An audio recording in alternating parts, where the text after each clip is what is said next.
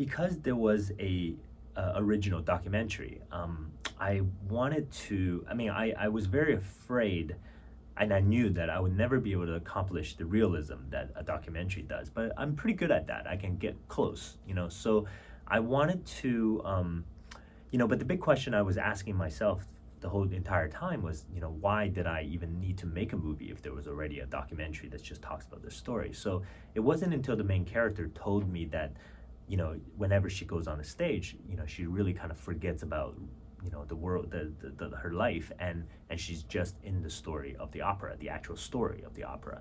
And it's only when the play is over, she looks out the audience and she sees, oh, I have, 30, 40 people. Oh, maybe I didn't make any money today, that reality check. So I thought, wow, okay, that's really interesting. If I can actually get inside their head and show the audience, not just to so they're watching a play, but actually get them into the story of the opera, treat this particular story as an opera. Then I can utilize some of the visuals, that an opera, would be, that's inside their head, meaning that magic and surrealism, because that's all in the stories, except that, on the stage you would just see somebody, like a paper bird flying over the stage or something. So I want the audience to feel that.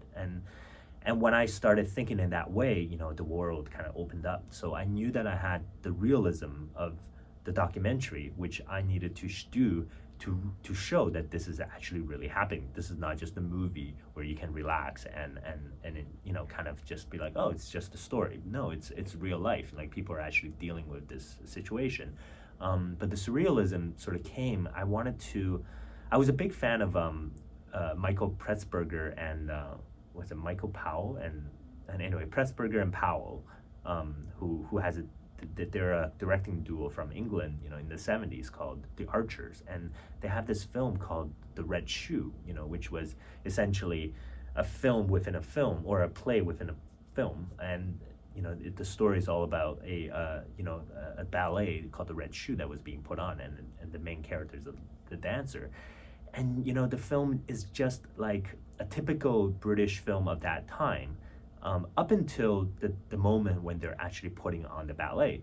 And then the lead, the lead character, I mean, there's this little clown, literally kind of invites the audience to come into the play, and then the camera sort of zooms in and you're literally in this three-dimensional play. You're no longer thinking of the stage, you're actually inside the world of the ballet. So that goes on for 15 minutes, so that was kind of my high goal for what we can accomplish.